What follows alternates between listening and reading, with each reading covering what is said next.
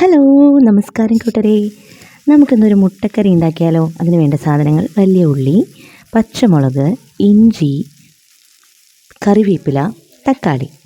ഇത്രയും സാധനങ്ങളാണ് വേണ്ടത്. ആദ്യം നമുക്ക് വെളിച്ചെണ്ണ ഒഴിച്ച് ചൂടാക്കി അതിൽ നമ്മുടെ വലിയ ഉള്ളിയിട്ട് തക്കാളിയും കറിവേപ്പിലയും ഇഞ്ചിയും കൂടെ ചേർത്ത് നന്നായിട്ട് വഴറ്റിയെടുക്കാം. ഈ വഴറ്റിയെടുക്കുമ്പോൾ ഞാൻ കഴിഞ്ഞ വീഡിയോയിൽ പറഞ്ഞ പോലെ ഒരല്പം ഉപ്പ് ചേർത്ത് കൊടുത്തു കഴിഞ്ഞാൽ വേഗം വഴഞ്ഞു കിട്ടും കേട്ടോ. വേഗം സോഫ്റ്റായിട്ട് പാകമായിട്ട് കിട്ടും. അങ്ങനെ നന്നായിട്ട് മിക്സ് ചെയ്തെടുക്കുന്നു. ഞാൻ അത്ര വലിയ കുക്കൊന്നുമല്ല, അത് നിങ്ങൾക്ക് ഈ വീഡിയോ കാണുമ്പോൾ മനസ്സിലാവും. കാരണം പൊടി ഇടാനും ഉപ്പിടാനൊക്കെ എനിക്ക് ഭയങ്കര പേടിയാണ്. കാരണം കൂടിപ്പോയാലോ കേടൊന്നു പോയാലോ എന്നൊക്കെ ഒരു എന്തോ ഉള്ളിലൊരു ആന്തോളനമാണ്. അതുകൊണ്ട് ഞാൻ വളരെ ശ്രദ്ധാപൂർവമാണ് ഉണ്ടാക്കുന്നത്. ഞാൻ ഉണ്ടാക്കിയൊക്കെ റെഡിയായി വരുന്നേ ഉള്ളൂ ഫുഡൊക്കെ. അപ്പോൾ ആൾക്കാർ വിചാരിക്കും ഇത്രയും പ്രായമായിട്ടൊന്നും ഫുഡൊന്നും ഉണ്ടാക്കി ഇതുവരെ പഠിച്ചിട്ടില്ലേന്ന്. ആവശ്യം വന്നിട്ടില്ല. ഞാനിങ്ങനെ ഇതുണ്ടാക്കിക്കൊണ്ടിരിക്കുമ്പോൾ എൻ്റെ ഹസ്ബൻഡിൻ്റെ അമ്മ എന്നെ മുട്ട തൊലിച്ച് സഹായിക്കുന്ന കാഴ്ചയാണ് നിങ്ങളിപ്പോൾ കണ്ടുകൊണ്ടിരിക്കുന്നത്. അപ്പോൾ നമ്മളിത് ചെയ്യുന്നതിന് മുൻപ് നമുക്ക് കോഴിമുട്ട പുഴുങ്ങി വെക്കാം കേട്ടോ. എന്നിട്ട് മുട്ടേൻ്റെ തൊലിയൊക്കെ കളഞ്ഞ് വൃത്തിയാക്കി വെക്കാം. അങ്ങനെ നന്നായിട്ട് വഴണ്ട് വരുന്ന ഉള്ളിയിലേക്ക് നമുക്ക് ആരെ ചേർത്ത് കൊടുക്കാം? തക്കാളി ചേർത്ത് കൊടുക്കാം. തക്കാളി ചേർത്ത് വീണ്ടും നന്നായി വഴറ്റിയെടുക്കുക.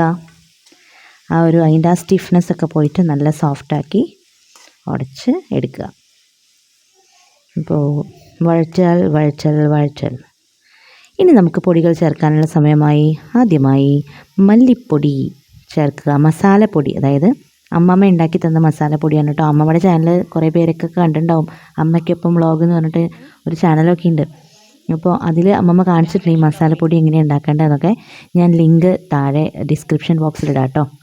അപ്പോൾ ഇതാണ് ഞാൻ പറഞ്ഞത്, നേരത്തെ പറഞ്ഞില്ല എനിക്ക് പൊടികളൊക്കെ ഇടാൻ കുറച്ച് പേടിയാണെന്ന്. ഇത്തിരീശായിട്ട് കുറഞ്ഞു പോയോ എന്നൊരു ഡൗട്ട്. അപ്പോൾ പിന്നെയും ഇട്ടുകൊണ്ടിരിക്കും. മിക്ക കറികളും കൊളാവുന്നത് എൻ്റെ ഈ സംശയം കാരണമാണ്. കുറച്ചും കൂടി ഇട്ടാലോ എന്നുള്ള സംശയം കാരണം. അത് കഴിഞ്ഞ് നമുക്ക് ചിക്കൻ മസാലയാണ് കേട്ടോ ഇപ്പോൾ ചേർത്ത് കൊടുത്തത്.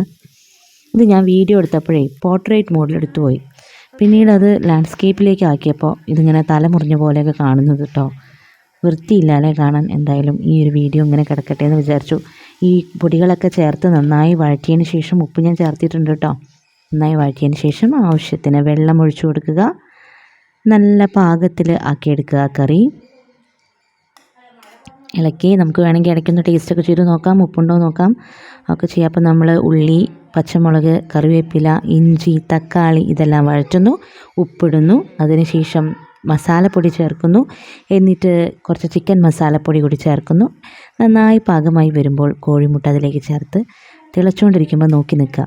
എന്നിട്ട് പിന്നെ ബോറടിക്കുമ്പോൾ അതിൻ്റെ വെള്ളം മുക്കി ആ കോഴിമുട്ടയുടെ മുകളിൽ കൂടെ പറന്ന് കളിക്കുക. ഇതൊക്കെ ഒരു രസമല്ലേ?